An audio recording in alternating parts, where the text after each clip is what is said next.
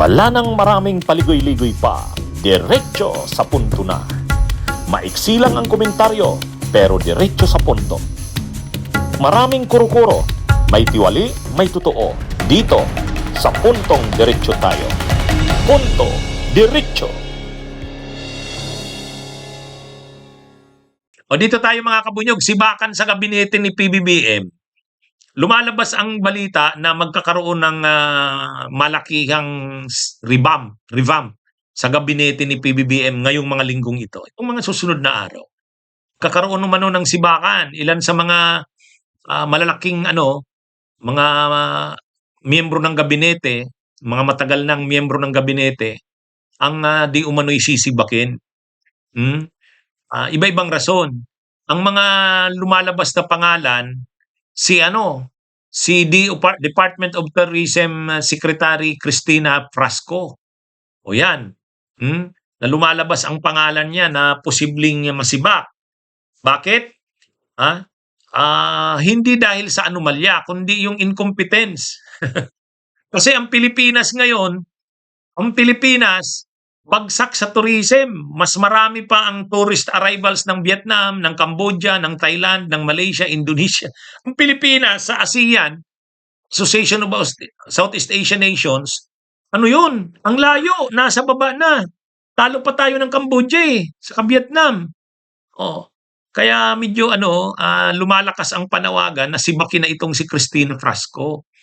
Kaya lang siyempre, ang consideration ni PBBM dyan, ni Marcos, yung Garcia, saka Frasco. Alam naman natin ang Cebu. Kahit natalo na si Gwen Garcia sa pagka-gobernador, malakas pa rin ang makinarya ng Garcia sa Cebu. At yung asawa nito ni Cristina Frasco ay si Duke Frasco, yung congressman ng isang distrito dyan.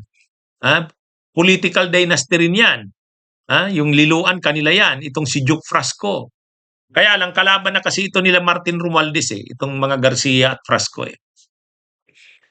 Saka marami ng kontrobersya itong si Frasco, si Cristina. Naalala nyo yung controversial na panawagan ng slogan ng Department of Tourism? Napakasimple tapos ang mahal ng bayad. Ang isa pang kontrobersya diyan yung ginawa nila Paul Soriano, yung asawa ni Tony Gonzaga. Ang laki ng budget tapos yung palang mga pictures na yon kinopya lang sa ibang mga sa ibang sources. Yun, napahiya doon. Kaya nga nasibak si Paul Soriano di ba? Wala na ngayon. Kahit ninong si Marcos doon sa kasal.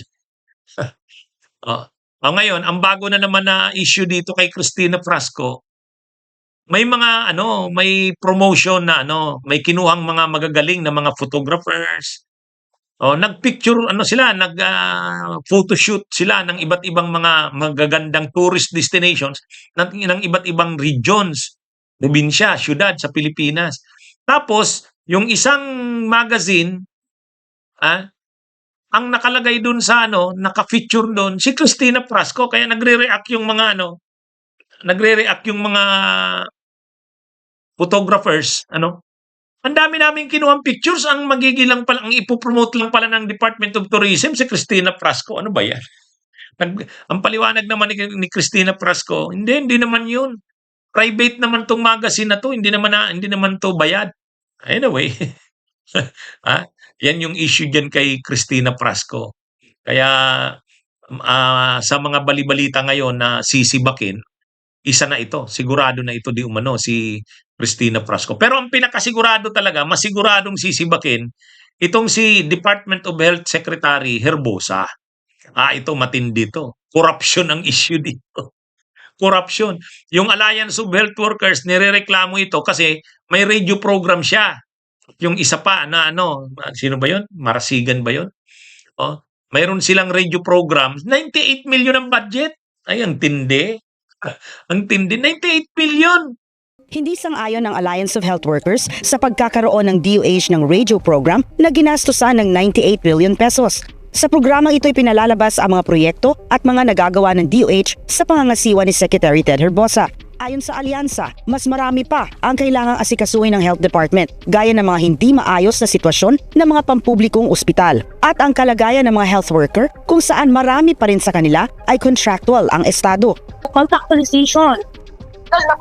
Yan, matagal na po namin pinipili sa gobyerno.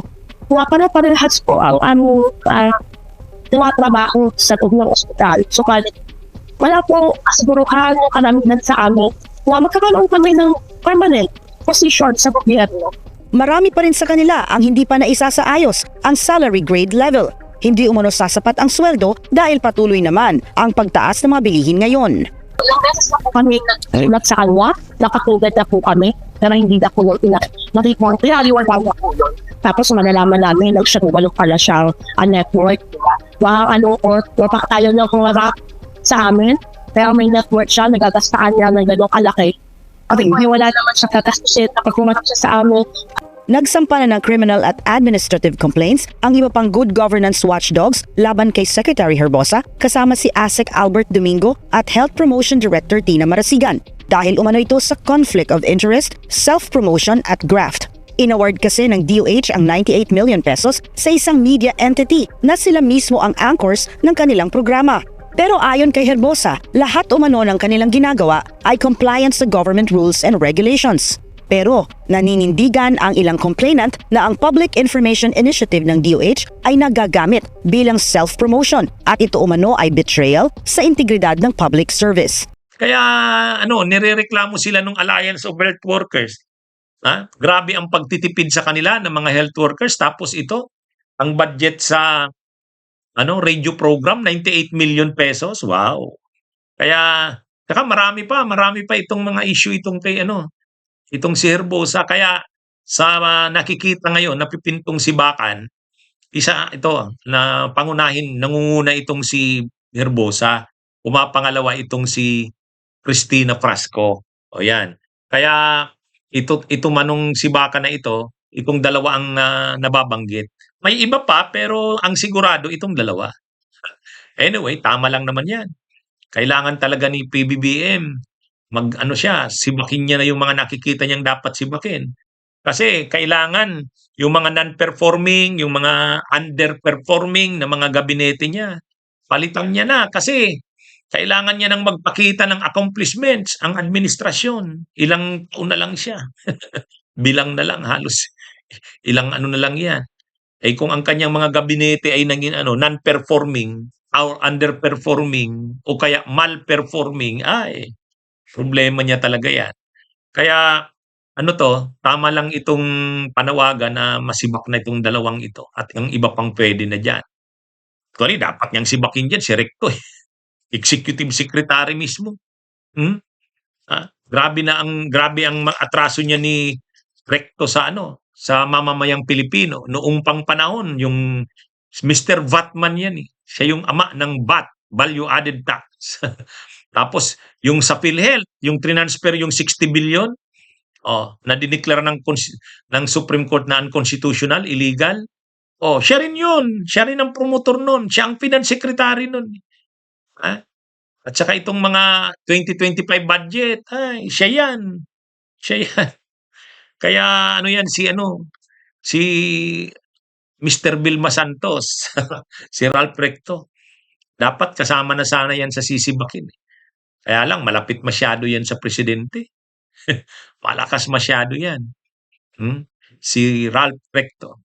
Mga kabunyog, magandang araw sa inyong lahat. Mabuhay po tayo. Bunyog, halikan na kasama ka. Bunyog, kapag buklod ay may pag-asa. Luzon, Visayas, Mindanao, isa ang pananaw. Sa bagong Pilipinas ang bunyog isisigaw. Bunyog.